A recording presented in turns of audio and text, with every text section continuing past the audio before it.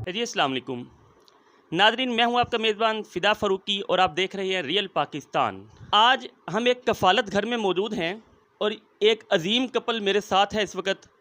इन्होंने आज से कुछ माह पहले कफ़ालत घर स्टार्ट किया। मुख्तलिफ़ जगहों से कुछ यतीम बेसहारा गरीब बच्चे अडॉप्ट किए और उनकी सेम वैसे ही तरबियत और परवरिश शुरू करी जिस तरह से घरों में वालदैन अपनी हकीकी औलाद की देखभाल परवरिश और तरबियत करते हैं।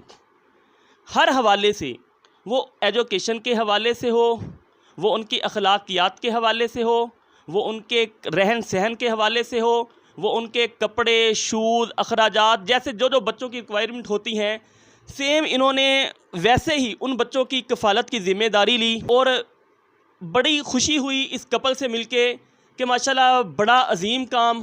जो बच्चे इन्होंने गरीब यतीम अडॉप्ट किए उनको ये बिल्कुल वैसे पाल रहे हैं जिस तरह घरों में हकीकी वालदैन अपने बच्चों की तरबियत करते हैं। और जो इनमें एक प्यारी बात देखी, जो खूबसूरत बात, जो बहुत अच्छी लगी और इस बात को आप भी सराहेंगे कि जो बच्चे यहाँ पे इन्होंने अडॉप्ट किए वो कुछ मुस्लिम बच्चे हैं और कुछ बच्चे क्रिश्चियन हैं। मीन 50-50 हैं। आई थिंक कोई 25 बच्चे होंगे, 25 चिल्ड्रन हैं इनके पास। उनमें से 10 क्रिश्चियन हैं और जो बाकी हैं 15 वो मुस्लिम हैं।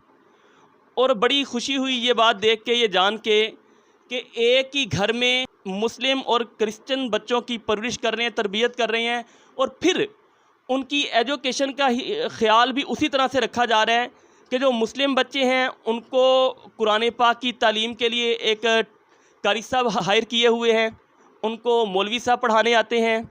और जो क्रिश्चियन बच्चे हैं उनकी एजुकेशन के लिए, उनकी तालीम के लिए इन्होंने एक पास्टर हायर किए हुए हैं, उनकी तालीम के लिए एक पास्टर यहाँ पे आते हैं। आइए जानते हैं इनसे, इन्होंने कहाँ से स्टार्ट लिया, कैसे लिया और अब ये इसको कैसे लेके चल रहे हैं। अस्सलाम वालेकुम। वालेकुम सलाम। क्या हाल है जनाब आपके फ़ारूकी साहब? ठीक, अल्हम्दुलिल्लाह, अल्लाह का शुक्र है। आप सुनाइए, आप ठीक ठाक हैं? करम है रब की ज़ात का शुक्र है। सबसे पहले तो हमारे नाज़रीन को अपना नाम बताइएगा। मेरा नाम ग़ुलाम मुस्तफ़ा है जी। अच्छा, ग़ुलाम मुस्तफ़ा भाई, ये कैसे स्टार्ट लिया आपने, कैसे ख़्याल आया कफ़ालत घर का? इस आजकल के दौर में तो अपने बच्चे पालना बड़े मुश्किल काम है। अपने 2-4 बच्चों की तरबियत परवरिश वो ज़िम्मेदारी बहुत मुश्किल लगती है और आपने तो माशाल्लाह दर्जनों बेसहारा यतीम बच्चों का आपने ज़िम्मेदारी ली। ये ख़्याल कैसे आया आपको? ये बहुत अच्छा सवाल किया। ये ख़्याल आया नहीं, ये मेरे मालिक का चुनाव है कि उसने मुझे चुना। हम लोग तो मैं एका वेलफेयर फाउंडेशन का बानी हूँ और प्रेसिडेंट हूँ। हम लोग तो प्रोजेक्ट्स पे काम करते थे, मगर एक ज़िंदगी में एक ऐसा यू टर्न आया। एक बच्ची ने हमारी लाइफ इस साइड पे ले आई कि वो भी यतीम थी, उसे सौतेली माँ के जुल्म ने उसको मार दिया, उसको दफनाया।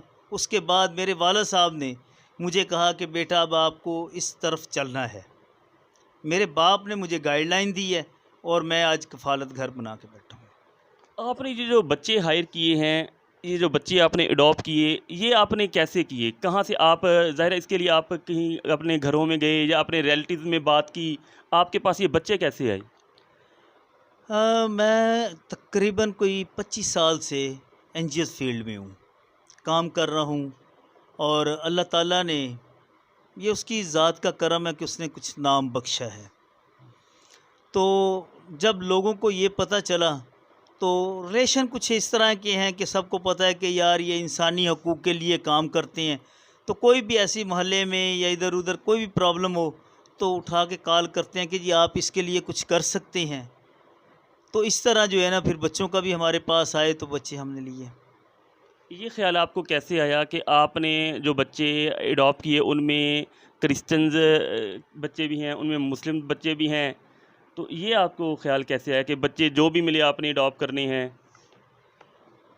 ये फिर मैं कहूँगा कि मैं इस सवाल को बहुत ज़्यादा अप्रिशिएट करता हूँ कि आपने बहुत अच्छा सवाल मुझ पे किया है।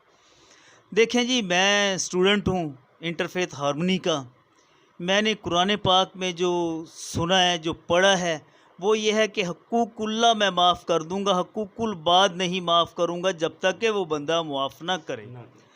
बात ये है कि उसने वहाँ पे नहीं लिखा कि क्रिश्चियन के हकूक़ हैं, हिंदू के हकूक़ हैं, सिख के हकूक़ हैं, मुस्लिम के हकूक़ हैं। उसने हकूकुल बाद की बात की है, बंदों के हकूक़ की। तो इसलिए रब तो सबदा साझा है। उसके साथ अगर आप अंजील मुक़द्दस को ले लें तो वहाँ लिखा हुआ है तू अपने हमसाए को अपनी मानिंद प्यार कर। वहाँ नहीं लिखा हुआ कि मुस्लिम होगा तो उसे करना है, क्रिश्चियन होगा, पारसी होगा, कौन होगा। वहाँ पे ये लिखा है जो तेरा हमसाया है उसे अपनी मानिंद प्यार कर। तो भाईजान यतीम, मस्कीन और लावारस वो है, बच्चा होना चाहिए, इंसान का बच्चा होना चाहिए, तो वो तो बच्चा बच्चा ही है, उसको वो नीडी है, उसको ज़रूरत है। अल्लाह ताला ने मुझे इसलिए पैदा की है कि मैं खिदमत कर सकूं। अच्छा, दूसरी एक बात मेरे जो जहन में एक क्वेश्चन आ रहा है कि आपने ये जो बच्चे अडॉप्ट किए, ज़ाहिर है आप के कुछ ऐसे रिसोर्सेज थे जहां आप पहले एनजीओ के साथ रिलेटेड हैं, आप बता रहे हैं, लेकिन लोगों ने आप पे एतमाद कैसे किया? ये लोग कैसे एतमाद कर लेते हैं कि अपने बच्चे उन्होंने आपके हवाले कर दिए? ज़ाहिर है इनमें कुछ गरीब होंगे, कुछ यतीम होंगे, कुछ मस्कीन होंगे। यतीम मिस्कीन जो भी होंगे उनके रिलेटिव्स तो होंगे ना, उनके फैमिली मेम्बर तो फिर भी मौजूद, किसी का चाचा, ताया, खाला, फूफी वो होंगे। तो आप पे कैसे उन्होंने एतमाद कैसे किया कि उन्होंने बच्चे आपके हवाले कर दिए, जी आप रखें, इनको सँभालें, इनकी परवरिश करें, सब अब आपने करना है? ये भी क्रेडिट रब को ही जाता है कि रब ने मुझे इस काबिल किया है। दूसरी ये बात है कि एक अरसा दराज से काम कर रहा हूँ, मुआशरे में एक नाम है जिसकी वजह से जो है ना लोग ट्रस्ट करते हैं मुझ पे, और मैं भी कोशिश करता हूँ कि उनके ट्रस्ट को कायम रखूँ। उसके लिए चाहे मुझे जितनी भी जद्दोजहद करनी पड़े मैं ज़रूर करता हूँ। अच्छा मुस्तफ़ा भाई, बड़े कम अरसे में बड़ी अच्छी ग्रोथ है आपकी कफ़ालत घर की, कि आप बता रहे थे कि 7-8 माह हुए हैं, लेकिन माशाल्लाह 25 बच्चे आपके पास हैं और उनके अखराजात भी हैं, उनकी अपनी ज़ाती ज़रूरियात भी हैं, उनकी एजुकेशन भी है। तो ये सब कैसे मैनेज करते हैं? आप अकेले हैं या आपके साथ कोई और अफराद भी जुड़े हुए हैं? एक तो बात ये है कि मैं जब भी कहीं पे वीक होता हूँ, जैसे ग्रॉसरी है, जैसे बच्चों के कपड़े हैं, या वो कोई भी चीज़ की ज़रूरत है, तो मैं सबसे पहले अपने रब को कहता हूँ कि तूने मुहैया करना है। तो वो मुहैया करता है। वो किसी न किसी अपने दोस्त को भेजता है, वो आके मेरी मदद कर जाता है। माशाल्लाह, सुभान अल्लाह, बहुत ज़बरदस्त जी। इनकी अहलिया हमारे साथ मौजूद हैं जी। आइए इनसे भी कुछ बातें करते हैं।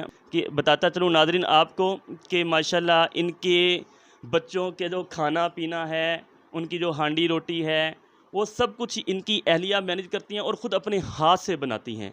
तो एप्रिशिएट के लायक हैं, सलूट के लायक हैं जी। जी अस्सलाम वालेकुम। वालेकुम सलाम, क्या हाल है? अल्हम्दुलिल्लाह, अल्लाह का शुक्र है। आप ठीक-ठाक हैं? हाँ जी, मैं ठीक हूँ। अच्छा, आप बताएँगे माशाल्लाह 25 बच्चों का आप खाना बनाती हैं, खाना तैयार करती हैं, फिर उनको आप सर्व करती हैं, फिर वो बर्तन भी उस बार बाद में बर्तन धोना, ये सारा कुछ जो भी है मैनेज करना आपको मुश्किल नहीं होता? कैसे आप कर लेती हैं? नहीं, मुझे मुश्किल नहीं लगती, बल्कि मुझे ज़्यादा से ज़्यादा अल्लाह ताला ताकत देता है, हिम्मत देता है कि मैं इन बच्चों के लिए कर सकूं। मुझे वाक़ई में थकावट नहीं फ़ील होती और मुझे खुशी होती इनका काम खुद करके। मेरी कोशिश होती कि इनका हर काम मैं अपने हाथ से करूं। मुझे ज़्यादा तसल्ली और सुकून मिलता है। अक्सर देखा जाए घरों में 2-3 बच्चे होना तो वो जो शरारतें, शोर-शराबा वो उधम मचा के रखते हैं। तो ऐसे 25 बच्चों को मैनेज करना बड़ी हिम्मत है आपकी। तो ये तंग भी करते होंगे बच्चे, हर बच्चे की अपनी नेचर है और अपनी-अपनी रिक्वायरमेंट हैं, तो वो कैसे मैनेज करती हैं? मैं इन बच्चों की काउंसलिंग करती हूँ। जैसे ये मैं कफ़ालत घर बनाया, अल्लाह ताला ख़ुद ही इल्हाम करता है चीज़ें कि मैंने इनको कैसे गाइड करना है। हालाँकि मेरी बेटी उन बच्चों कहती है कि हमारी मामा तो बहुत सख्त थी। हमारे ख़ानदान में मेरी मामा को जिलाद कहा जाता था। तो बाकी बच्चों को नहीं, अपने बच्चों को मैं, हमारी मामा तो थोड़ी-सी गलती पे बेल्टों से मारती थी और आपको मामा कुछ भी नहीं कहती। हर चीज़ आपको प्यार से हैंडल करती है। मैं हैरान हूँ मेरी मामा इतनी नरम कैसे हो गई हैं। और इतनी इन बच्चों को मैं किसी को भी नहीं कुछ कहने देती। ये भी कुछ बात करती हैं तो मैं कहती नहीं, मैं खुद उन्हें हैंडल करूँगी प्यार से।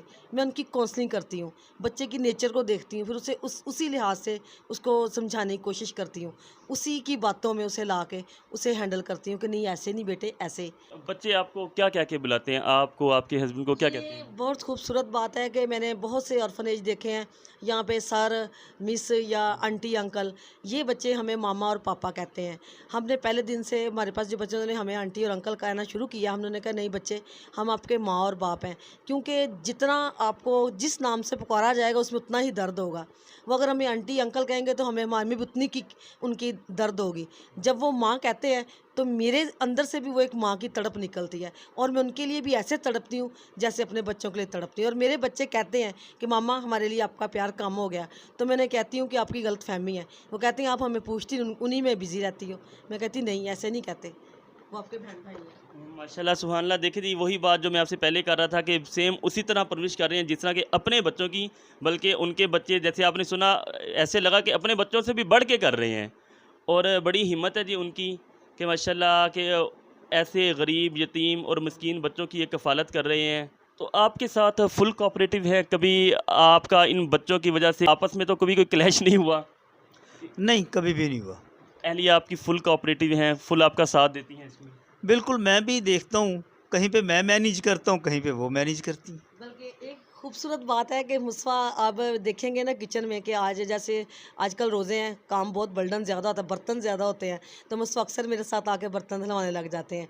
ये वो मुस्फा हैं कि जिन्होंने कभी अपना शूज़ भी खुद उठा के नहीं पहना था, मैं इनको साफ़ करके देती थी। लेकिन अब मुस्फा अपने कपड़े भी प्रेस कर लेते हैं मेरे साथ, किचन का काम इवन कि जिस दिन मेरी तबीयत कभी ख़राब हो तो मैं अल्लाह ताला मुझे इन बच्चों की ज़रिए से ही मुझे दे हिम्मत ताकत, मुझे बीमार ना करना ताकि मैं इनकी खिदमत करूं।